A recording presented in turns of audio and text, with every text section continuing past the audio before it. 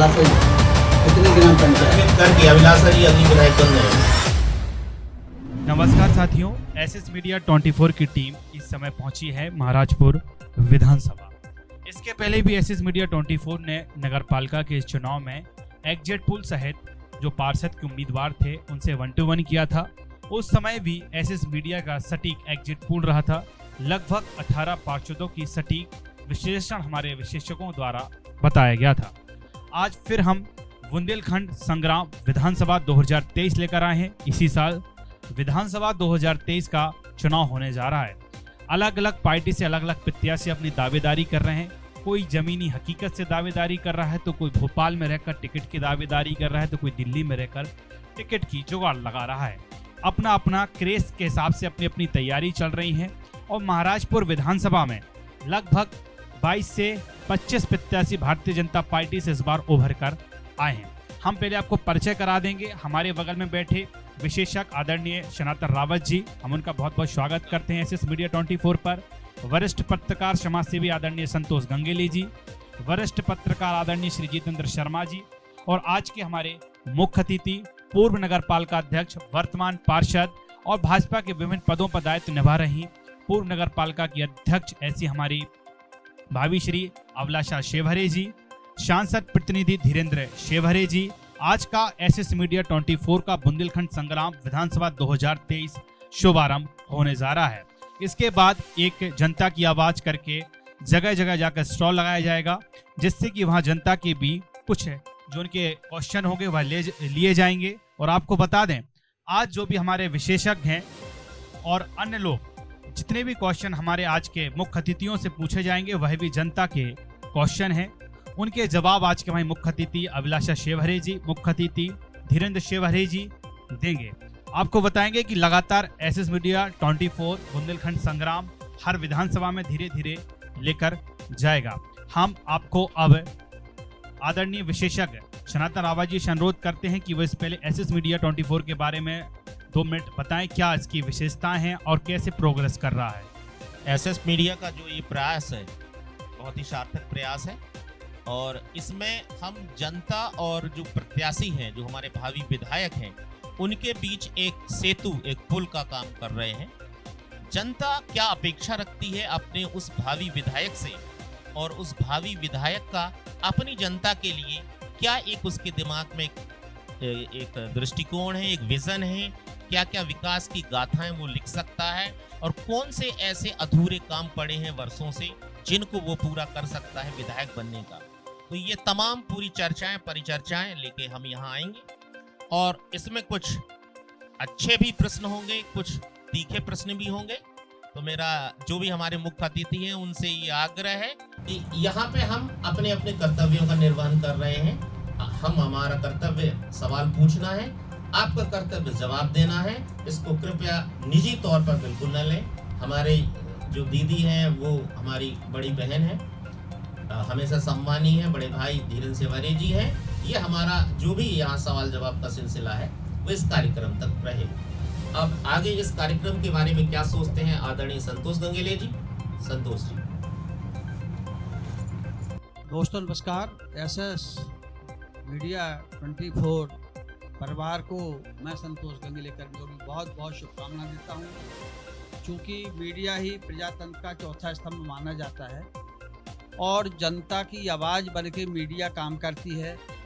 कहा भी है कि यदि मीडिया नहीं होती तो प्रजातंत्र की रक्षा नहीं हो सकती थी। एसएस मीडिया 24 के माध्यम से हमारे छोटे भाई श्री शिवम साहू जी, जिन्होंने अभी इस एसएस मीडिया के बारे में पूरी जानकारी आपके सामने प्रस्तुत की है, और मैं देखता हूं कि महाराजपुर विधानसभा क्षेत्र की नहीं, हमारे शिवम साहू जी विभिन्न चैनल के माध्यम से, विभिन्न मीडिया के माध्यम से एक ख्याति प्राप्त, और लगभग पब्लिक एक्ट में 5 लाख से ज़्यादा फॉलोअर जिनके हैं। तो ऐसे लोकप्रिय हमारे पत्रकार को सबसे पहले आशीर्वाद शुभकामनाएं हैं।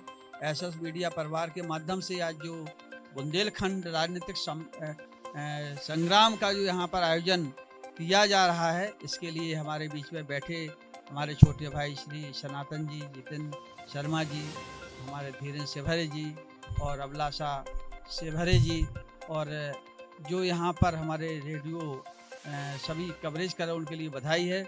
मैं यही कहना चाहूँगा, जैसे सनातन जी कहा कि जब राजनीतिक संग्राम होता है, बुंदेलखंड संग्राम होता है, तो कुछ बातें राजनेताओं से ऐसी पूछी जाती हैं जो जनता की आवाज़ बनती है, और उसमें अगर व्यक्तिगत अगर वो लेते हैं तो उसमें लेने की आवश्यकता नहीं है। जनता की आवाज़ है, क्योंकि हम लोग समाज सेवी हैं, पत्रकार भी हैं, जनता भी में जाते हैं, जनता की बहुत सी बातें होती है जो नहीं कह पाती है, तो उनकी आवाज़ बनकर काम करना हमारा दायित्व बनता है।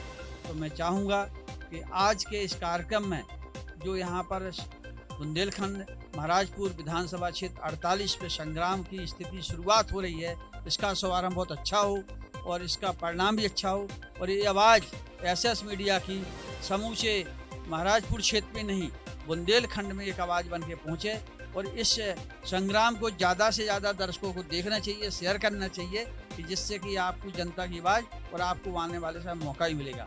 मैं छोटे भाई जितेंद्र शर्मा को अपना हैंडओवर करता हूं कि वो अपनी बात रखें। आप सभी एसएस मीडिया 24 की टीम को बहुत बहुत धन्यवाद, जो हमें इस लायक समझा, आपने आज हमें बुलाया है। हमारे जो भी मुख्य अतिथि हैं, आज उनसे सीधे रूबरू होने का मौका मिल रहा है। हमारे जो महाराजपुर विधानसभा की जनता है, जो उनके सवाल हैं, आज वह मुख्य अतिथियों से पूछे जाएंगे। अब जो भी है इसमें सवाल जो भी होंगे वह मुख्य अतिथियों से पूछे जाएंगे, इसमें कोई भी अन्यथा ना ले, यही प्रयास है। पूरी टीम का बहुत बहुत धन्यवाद। तो आज के जो मुख्य अतिथि हैं, हमको बता दें कि यह क्वेश्चन है आपसे ज़रूर पूछे जाएंगे। हो सकता है कई क्वेश्चन आपको हित भी करें, हो सकता है कई क्वेश्चन आपके समर्थन के भी होंगे जिसमें आपको खुशी भी मिलेगी, लेकिन कुछ क्वेश्चन ऐसे भी होंगे जिसमें आपको थोड़ा सा सोचना भी पड़ जाएगा, लेकिन उसको बिल्कुल भी अन्यथा ना ले। लेकिन जो भी अपने दर्शकों को मैसेज मीडिया 24 के बता दूं, जो भी रिकॉर्ड होगा मैं सीधा प्रसारण आपके बीच में करूंगा, ना कोई इसमें एडिटिंग होगी, ना वीडियो में कोई छेड़छाड़ होगी, किसी भी प्रकार की कोई भी चीज़ नहीं होगी। विश्वसनीयता के साथ जो भी वीडियो रिकॉर्ड होगा वह आपके सामने पेश किया जाएगा, और हम कोशिश करेंगे एक राउंड सारी विधानसभा का होने के बाद लाइव प्रोग्राम भी हम देंगे, जिससे कि जो जब तक टिकट भी घोषित हो चुके होंगे और डायरेक्ट फिर बात करेंगे। अब हम अपने मुख्य अतिथि जो आज की हमारी भाभी अभिलाषा सेवरे जी, हम उनसे अनुरोध करना चाहते हैं कि एसएस मीडिया के बारे में आप 1 मिनट पहले बताएं।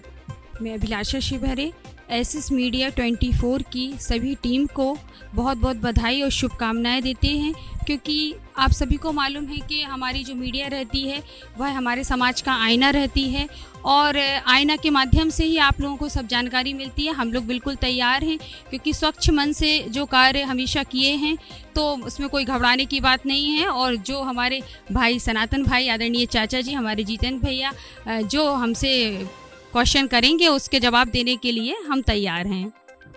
आदरणीय धीरेन्द्र भाई साहब जी।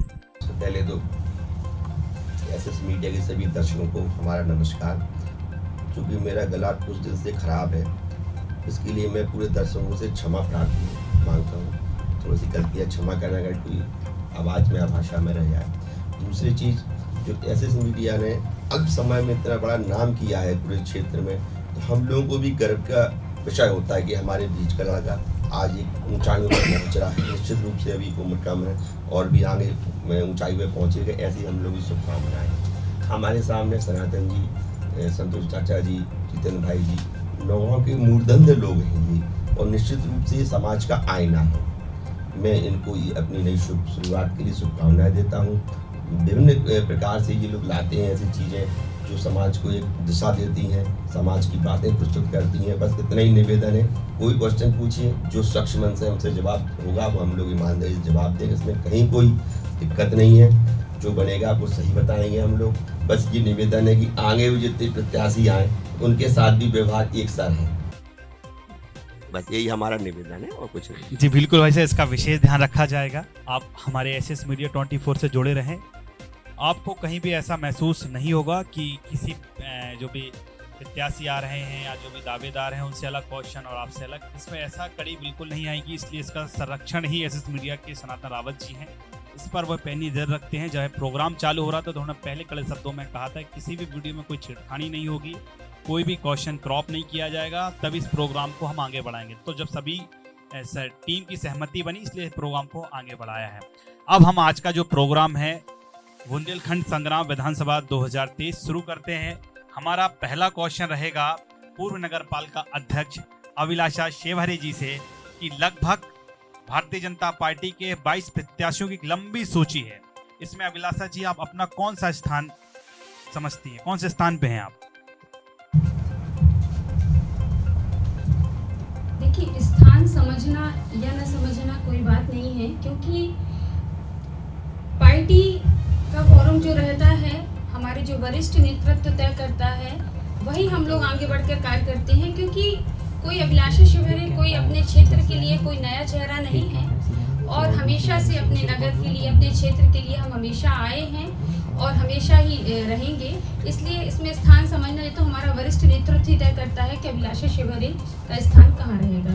नहीं, बात थी कि जैसे लंबी सूची 22 प्रत्याशियों की है, तो कौन से स्थान पे आप समझ रही हैं, मतलब कि जो टिकट आप मांग रही हैं भारतीय जनता पार्टी से विधानसभा का, तो कौन से स्थान पे है आपको मिल सकता है? आप सोच रही हैं कि नहीं, इनको नहीं मिलेगा तो हमें मिल जाएगा, या इनको नहीं मिलेगा तो हमें मिल जाएगा, ऐसा क्या कुछ तो व्यू चल रहा होगा ना आपके दिमाग में कि सीधा चल रहा है कि नहीं मेरा टिकट फाइनल है, पार्टी ने हरी झंडी दे दी, अब तो तैयारी कर रहे हैं? नहीं, देखिएगा, मैं एक पार्टी की छोटी सी कार्यकर्ता हूँ, और लगभग सभी को मालूम है कि 25 वर्षों से हमारे पति धीरेन्द्र शिवहरे जी और मैं कई वर्षों से मतलब इसकी पार्टी की सक्रिय कार्यकर्ता रही हूँ, नगर पालिका की अध्यक्ष रही हूँ, तो अपने विभिन्न पदों पर, मतलब पार्टी के अपने विभिन्न पदों पर रही हूँ और दायित्व को निभाया है। तो मन में ऐसा है कि यदि पार्टी में रहकर इतने वर्षों से मैंने पार्टी के लिए कार्य किया है, तो लगता है कि यदि वरिष्ठ नेतृत्व को लगेगा तो हम उसमें आएंगे। तो फिर नगर पालिका के जो अध्यक्ष में चुनाव होना था, उसमें चूक कहाँ रह गई? फिर आप अध्यक्ष के लिए दावेदार क्यों नहीं हो पाए? क्योंकि आप सटेल उस समय नगर पालिका की अध्यक्ष थी, फिर कहाँ चूक हो गई?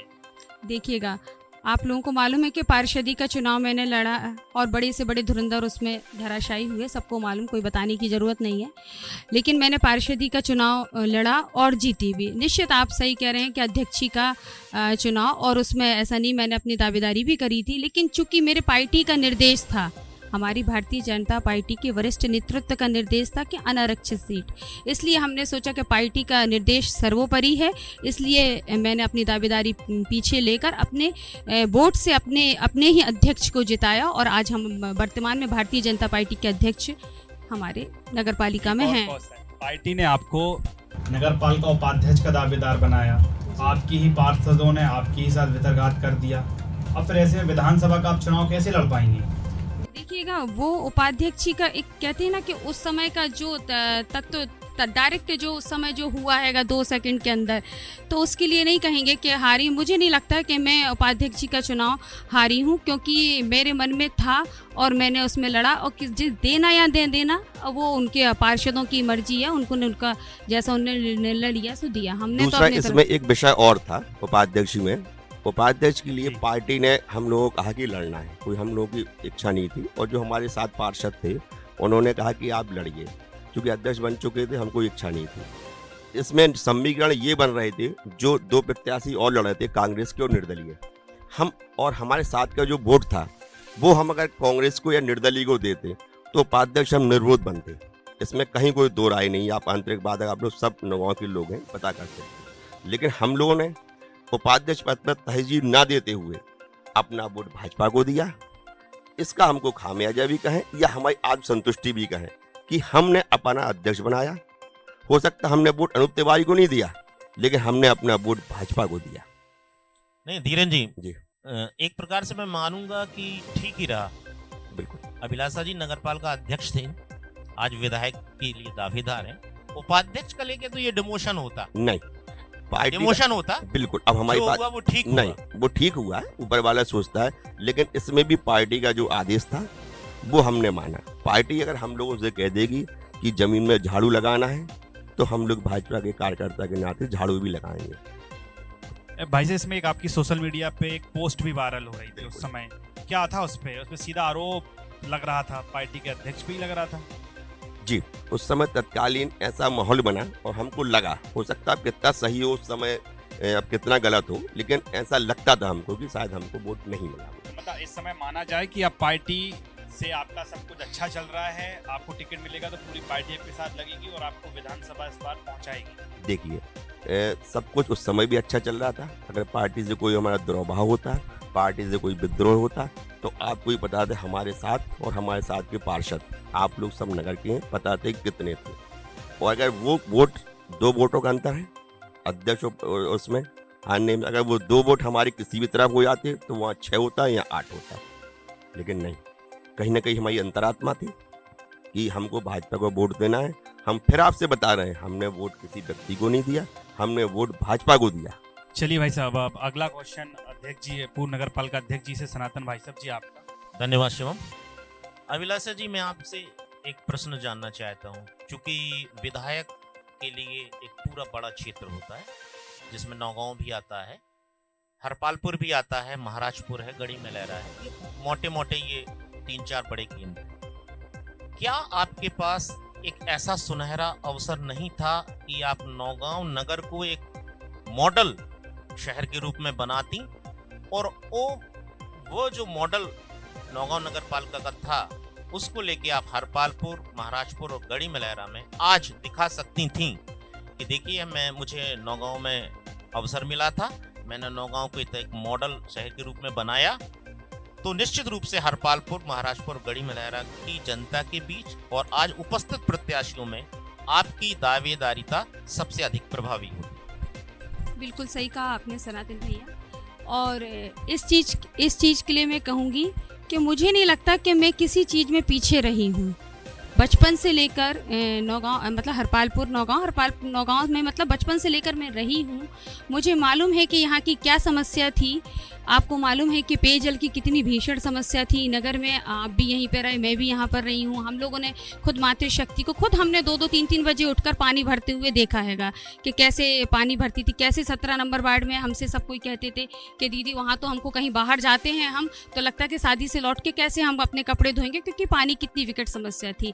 और जब मैंने अपने अध्यक्ष का कार्यकाल संभाला तो संभालते ही साथ अपनी जो मुख्यमंत्री पेयजल योजना थी उसकी वित्तीय स्वीकृति करते हुए मैंने नगर में जो सबसे पहले जो एक कहते हैं ना कि बेसिक समस्या थी, बेसिक समस्या को अपने नगर की उसको दूर किया। आज घर, मतलब वार्ड बाई वार्ड बराबर हमने पूर्व में पाइपलाइन, इतनी टंकियों का निर्माण हुआ। आज घर घर, मतलब सबसे कम शुल्क में हमारे कार्यकाल में घर घर 50 रुपये प्रति माह के शुल्क पर घर घर नल कनेक्शन है। आज देखिएगा कि रोज, अब आप इतने सालों में देखिएगा कभी नौगांव में इतिहास में कभी हुआ है कि रोज नल, लेकिन हमारे कार्यकाल से प्रतिदिन रोज आधा 1 घंटे नल आ रहे हैं। तो इस चीज़ को नहीं कहूँगी कि मैं नौगांव के लिए नहीं कर पाई हूँ। आप सौंदर्यीकरण में देखिएगा, सौंदर्यीकरण में एक सुव्यवस्थित मुक्ति धाम देख सकते हैं, कितने व्यवस्थित रूप में। आसपास के क्षेत्र में भी इतना अच्छा मुक्ति धाम नहीं है। और मुक्ति धाम एक नगर का एक सपना होता है। इतने वर्षों में मैंने देखते ही साथ जब मैं अपने कार्यकाल शुरू हुआ कि नौगांव में एक ऐसा भव्य सुंदर गेट होना चाहिए था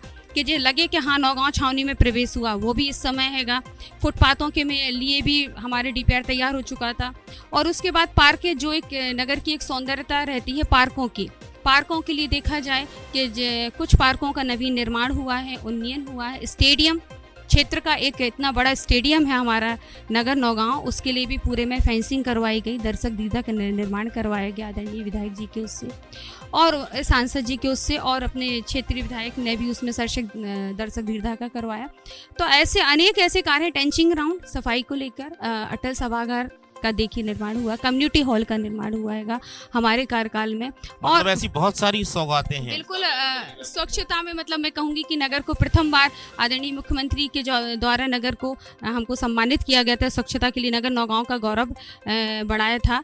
तो मैं ऐसे नहीं कहूँगी कि मुझे किसी चीज़ में कमी लगी हो। मैंने हर क्षेत्र में देखा जाए शासन की अनेक योजनाएं थी जो मातृशक्ति सीधे हमारे चैम्बर में आके डायरेक्ट मुझसे मिलती थी कि आप चाहे वह आवास योजना हो, चाहे वो शौचालय हो, और चाहे श्रम कार्ड हो, चाहे कामकाजी महिला कार्ड हो, अनेक ऐसे हम मतलब गिनाने बैठेंगे तो मतलब शायद आपका समय कम पड़ जाए लगेगा। मतलब यदि अभिलाषा जी को विधायक का टिकट मिलेगा तो हरपालपुर में नौगांव को मॉडल को सामने रखकर वो वोट मांगेंगे, महाराजपुर में भी वो मॉडल को रखकर वोट मांगेंगे। बिल्कुल मेरा प्रयास यही रहेगा। देखिए जब आप पद पर रहते हैं तो पद पर रहकर आपको अनेक ऐसी समस्याएं दिखती हैं, अनेक ऐसे आपको समझ में आता है कि आपको किस उद्देश्य से कार्य करना है। नगर मैंने देखा यहाँ की समस्या को, तो सबसे पहले मैंने यहाँ की जल की समस्या को दूर किया। तो निश्चित है कि हरपालपुर में जितना होना चाहिए उतना अभी इस समय पानी की सप्लाई नहीं हो रही है। तो एक बेसिक चीजें हैं। पानी की समस्या बेसिक समस्या है हरपालपुर में बिल्कुल इस समय। बेसिक समस्या है। तो मैं मानती हूँ कि जो मतलब यदि आपका कोई जनप्रतिनिधि है तो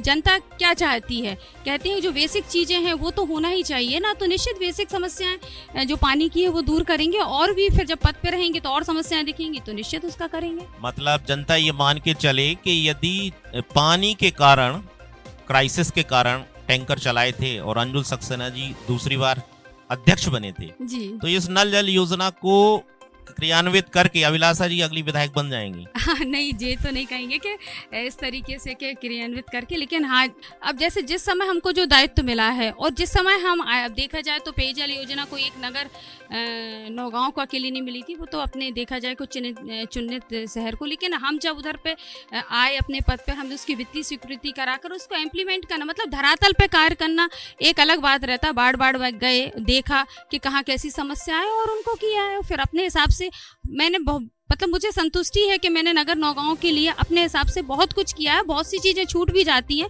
क्योंकि एक समय भी एक निर्धारित 5 साल का रहता है, और 5 साल में मुझे लगता है कि मैंने काफ़ी कुछ प्रयास किया है अपनी तरफ से। नौगांव को मॉडल के रूप में विधानसभा चुनाव में आगे रखेंगी आप? निश्चित जो बेसिक समस्याएं हैं उनको लेकर हम बताएंगे कि नगर नौगांव में जब हम अध्यक्ष बने तो हमारे कार्यकाल में ऐसे ऐसे कार्य हुए हैं, और यदि अपने क्षेत्र में जो भी कमियां होंगी जहां होंगी उनको निश्चित बताएंगे। अभिलाषा जी ने जो जवाब दिया जनता के सवाल का कि नौगांव के मॉडल को आगे रखकर यदि पार्टी उन्हें प्रत्याशी बनाती है तो वो हरपालपुर, महाराजपुर, गढ़ी मेलारा और पूरे विधानसभा क्षेत्र में नौगांव मॉडल को प्रस्तुत करेंगी। हमारे बीच में वरिष्ठ समाजसेवी एवं पत्रकार संतोष गंगेले जी हैं। संतोष भाई साहब से मैं जानना चाहूंगा कि अभिलाषा जी के इस जवाब से पर आपका क्या कहना है? धन्यवाद सनातन जी। देखिए, मैं अभिलाषा जी को बचपन से जानता हूँ और यहाँ से आगे बड़ी पढ़ी पुसी चेयरमैन रही, लेकिन नगर पालिका अध्यक्ष होना एक मैं समझता हूँ उतनी बड़ी बात नहीं, विधायक होना बहुत बड़ी बात है। महाराजपुर विधानसभा क्षेत्र में अभिलाषा जी से मैं क्वेश्चन करूंगा कि कितनी ग्राम पंचायत है, ये बताने का कष्ट करें आप। अभिलाषा जी, कितनी ग्राम पंचायत है? 75 है जी। वेरी गुड, सही आपने बताया। 4 नगर पालिका हैं, 2 नगर पालिका, 2 नगर पंचायत। आपने कभी किसी ग्राम पंचायत में जाके कोई ऐसे काम किया है जिससे कि आपको जनता पहचानती हो? जी बिल्कुल। देखिएगा कि ग्राम अपना बिलहरी हुआ, ग्राम हमारा मौसानिया हुआ, और अपना ये तो नगर पालिका नौगांव से लगे हुए गांव हैं जी। जैसे आप मुखर्रा कहाँ पड़ता, सिंहपुर कहाँ पड़ता है, बरदोई कहाँ पड़ता है? चरणपादिका बिल्कुल गए हुए हैं हम, और चरणपादिका गए हैं, पार्टी के कार्यक्रमों में गए हैं, वैसे भी मिलने गए हैं। विधानसभा क्षेत्र 48 कहाँ से कहाँ तक आता है? अब हमने बताया ना कि उसमें क्या कहते हैं। आप ये बताइए, जैसे आप चुनाव लड़ने की बात कर रही हैं तो आपको पता तो कहाँ से कहाँ तक सीमा इसकी है? देखिए, चरणपादिका से, लेकिन एक मेरा निवेदन है कि अपन यहाँ पर ये बैठे हैं, कहीं कोई दिक्कत नहीं कि हमारा कैथोकर से लेके हमको सब पता कहाँ तक है, लेकिन समस्या क्या है कि अपन ये क्वेश्चन आंसर, मेरा आप बेस्ट पत्रकार हैं, इसमें कहीं कोई दिक्कत नहीं है। अगर आप कहें तो चूंकि हम लोग बताएंगे एक आध क्वेश्चन ये रट के बताएं या कुछ कितने अंदर है, नहीं विधायक की बात हो रही है। अपना ये है कि आप कोई भी क्वेश्चन ऐसा पूछिए जो हम लोग कमी आ रही ये रही, आप एक क्वेश्चन एक गांव के हम आपको नाम गिनाना बैठ जाए कि कौन से हमारा कार्यकर्ता है, कौन हमें बताया कि 75 बताया है। अब आप मुझे हम लोगों को ये क्वेश्चन आंसर ये होता है जब एक मिनट अन्यथा न लीजिए कि इसमें क्वेश्चन आंसर तब होता है कितने हमारे बूथ हैं, कितने क्या है, तो ये हम लोग कहीं कर रहे होंगे तो ये बेसिक नहीं, मेरी बात सुन लीजिए, ये बेसिक चीजें हैं। और अगर हम लोग चीजें हमने आपको बताई है कि 75 पंचायतें हैं, इसमें क्या होता है कि अगर बेसिक चीजें हम लोग बूथ की एक गिनती गणना करने बैठे हैं तो आपका समय ही समाप्त हो जाएगा अगर बूथ पे आप जाएंगे, क्योंकि अगर हम लोग चुनाव लड़ रहे होंगे तो कुछ ना कुछ हम लोगों ने तैयारी की के रखी होगी, कुछ ना कुछ हमने अपने नोटबुक में नोट किया होगा, लेकिन बहुत सी ऐसी चीजें रहती हैं जो जरूरी नहीं है कि हम ऊपर बताएं। आप हमसे ये क्वेश्चन करें, बिल्कुल अच्छा लगेगा कि हमारी कमियां क्या रही नगर पालिका में। चलो मैं एक क्वेश्चन आपसे करता हूँ, आप मध्य प्रदेश भारतीय जनता पार्टी की प्रदेश कार्यसमिति सदस्य हैं। पिछले दिनों माननीय जलाध्यक्ष श्री मलखान सिंह जी ने आपके तीनों मंडल अध्यक्ष को निष्कासित कर दिया, उसके बाद में उनको क्या कारण रहा?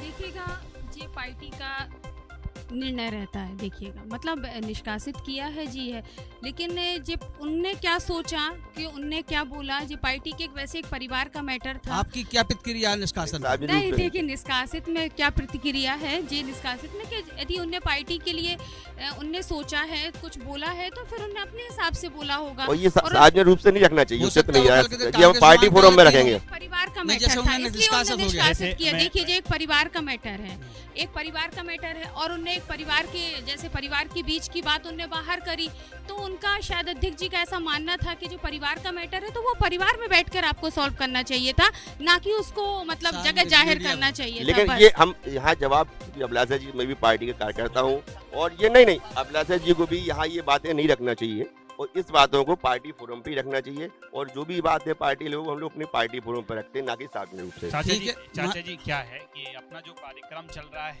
ये पार्टी का व्यक्तिगत विषय होता है, किसको पार्टी में रखना है, किसको हटाना, उनका क्या विषय है, जो पार्टी अलग अपने प्लेटफॉर्म पर उनकी बैठ के चल रही हैं। और लेकिन आपसे चाहते हैं कि अगर विधानसभा का टिकट पार्टी अभिलाषा शिवहरे जी को देता है, तो क्या इनके विकास के मुद्दे रहेंगे, इन मुद्दों को लेकर अगर आपके दूसरा विकास के दूसरा आप मुद्दे- नहीं दूसरा, और आपने जो क्वेश्चन किया था कि आपका क्षेत्र में कैसा रहा, मतलब कैसे आपको पहचानते हैं जी क्षेत्र जी, में, पहचान की बात। है ना? ये आपका उद्देश्य ये था पहचान के, मुख्य उद्देश्य आप था, क्योंकि हाँ, थोड़ा सा जनता भ्रमित में होगा कि पकड़ आपने कैसे कितने ग्राम आपकी रही? पंचायत, तो जनता में उसका पकड़ उसका कैसे हो, कहाँ? मैं उसका उत्तर दे रहा, जनता आपको क्यों, क्योंकि देखो मैं 25 साल से राजनीति में सक्रिय हूँ, भाजपा के मंडल अध्यक्ष, युवा मोर्चे का मंडल, आप माननीय केंद्रीय मंत्री की 18 साल से मैं सांसद प्रतिनिधि हूँ, अभिलाषा शिवहरे भी कम से कम 10 साल से पार्टी में सक्रिय है। नौगांव एक बीच की जगह है, सेंटर। जहाँ हरपालपुर और एक बड़ी गली मेरा सभी लोग चाहे थाना, कोर्ट, कचहरी, बीमारी के लिए भी आते हो, और मेरा भी व्यक्तिगत सभी लोगों से संपर्क है, चाहे कार्यकर्ता हूँ, कहीं भी आप गली में लगा जाइए, चाहे थोड़ी सी पूछिए, किसी से पूछिए, हर कार्यकर्ता से संबंध होता है। कितने साल से 10 साल से ये काम कर रही है पार्टी के स्तर पे भी, चाहे बूथ विस्तार की योजना हो, चाहे प्रभारी के रूप में गांव में जाना हुआ, आप फेसबुक आईडी से उठा के देखेंगे तो आपको पता पड़ेगा कि सक्रियता हम लोगों की है कि नहीं। अब बहुत सी चीज़ें ऐसी हैं कि ये गांव में क्या करना है बहुत नहीं डालते हम लोग, बहुत सी चीज़ें ऐसी नहीं डालना भी चाहिए ये चीज़ें। अब शादी में बहुत से लोग जाते हैं, हम इसके यहाँ शादी में गए, उसके फोटो डाल देते हैं, हो सकता है वो अच्छे हों, हम उनकी बुराई नहीं कर रहे, लेकिन हम ये नहीं मानते हैं। ऐसे आप महाराजपुर विधानसभा में ऐसे सामाजिक कार्य बताएं जनमानस के बीच में। मैं पूछना चाहता हूं कि आपने क्या काम किया, क्या आप उद्देश्य लेकर चुनाव के बीच में आ रही हैं? देखिए, सार्वजनिक कार्य तो क्षेत्र में हमने आपको बताया ही है, पहले भी कई बार चर्चा हुई है इस बारे तो में। केवल नगरपालिका सीमा थी। नगर पालिका में सीमा थी, और जैसे हमारा हरपालपुर क्षेत्र है, हरपालपुर क्षेत्र में भी स्वास्थ्य शिविर के माध्यम से नगर की आप अपनी अनेक सामाजिक जनता को- संस्थाओं से जुड़ी हैं। हाँ बिल्कुल, तो वो हम मतलब पूछना चाहते हैं कौन कौन संस्थाओं जुड़ी और कैसे आप सामाजिक सेवा कर रही हैं? देखिए, हाँ, तो जैसे क्षेत्र में स्वास्थ्य शिविर लगवाए गए, उसके माध्यम से नगर की जनता को हमने लाभ पहुंचाया हैगा। और सामाजिक क्षेत्र में तो मैं सक्रिय रही हूं, क्योंकि काफ़ी टाइम से ऐसे हम काफ़ी अपने मातृशक्ति के ग्रुपों से जुड़ी हुई हूं, और उनका जैसे अभिव्यक्ति सेवा समिति हुई हमारी, शोभा देवी सामाजिक संस्था हुई हमारी, ब्रज राधे समिति हुई हमारी, और ऐसे अनेक, हाँ मतलब श्याम मंडल हुआ, ऐसे मतलब अनेकों ऐसी संस्थाएं जिनके माध्यम से नित्य और मतलब उद्देश्य यही रहता है कि क्षेत्र की जो हमारी अनाथ बेटियां हैं, जो लगता है कि आर्थिक रूप से कुछ कमजोर हैं, तो उनको किसी न किसी माध्यम से हम मदद मैं पहुंचाते हैं। संक्षिप्त चाहे में वह पूछना चाहता हूँ कि जैसे हमारे शिवन साहू जी ने भी पूछा कि हमारे पास 23 प्रत्याशी मैदान में हैं, जी जी तो 22 तो पुरुष आ रहा है, महिला में केवल आपका नाम अभी चल रहा है, जी जी तो क्या 22 भैयाओं को आप पीछे करके आगे निकल जाएंगे क्या? नहीं, देखिएगा, मैं शुरू से यही कहती हूँ कि मैं अपनी पार्टी की छोटी सी एक सिपाही ही हूँ, और अपना मतलब जो हम कहते हैं ना कि धार्मिक, सामाजिक और राजनीतिक क्षेत्र में हमारा जो दायित्व रहता है, उन दायित्वों का मैं बराबर निर्वहन करती हूँ। और पार्टी का कहेंगे कि जो वरिष्ठ नेतृत्व ही तय करेगा, उसके लेके ही हम आगे बढ़ते हैं। ये नहीं कह सकते कि उनको पीछे करेंगे या इनको आगे करेंगे। हमारे मतलब भारतीय जनता पार्टी में कोई आगे पीछे नहीं होता है, सब कदम से कदम मिलाकर हम लोग चलते हैं। उद्देश्य चुनाव लड़ना ही नहीं है, पहली बात। हमें किसी डॉक्टर ने नहीं बताया कि आप चुनाव नहीं लड़ोगे तो आप बीमार हो जाओगे, आप मर जाओगे, ठीक है? मैं सेवन जी से कहूँगा आगे बात नहीं, बढ़ाएं। दूसरी नहीं, पूरी बात तो खत्म कर ले, कंक्लूड कर ले, जी, क्योंकि देखो इसलिए भी, और मैं इनके साथ बहुत समय से जुड़ा हूँ, तो कहीं ना कहीं एक दूसरे को सहयोग भी करना चाहिए जवाब देने में, है ना? तो अब ये रही बात कि किसी ने नहीं कहा कि हम डॉक्टर ने नहीं बताया कि अब चूंकि राजनीतिक क्षेत्र में सक्रिय है, निश्चित रूप से आदमी की आकांक्षाएं होती है, टिकट नहीं भी मिलेगा तो पार्टी के लिए हम लोग सेवक के रूप में काम करेंगे। कहीं कोई ये दावेदारी नहीं कि हमें लड़ना ही है। अगला क्वेश्चन हमारे वरिष्ठ पत्रकार जितेंद्र शर्मा जी, आप कर सकते हैं। किससे आपका क्वेश्चन? जी, मेरा सवाल अभिलाषा दी से है।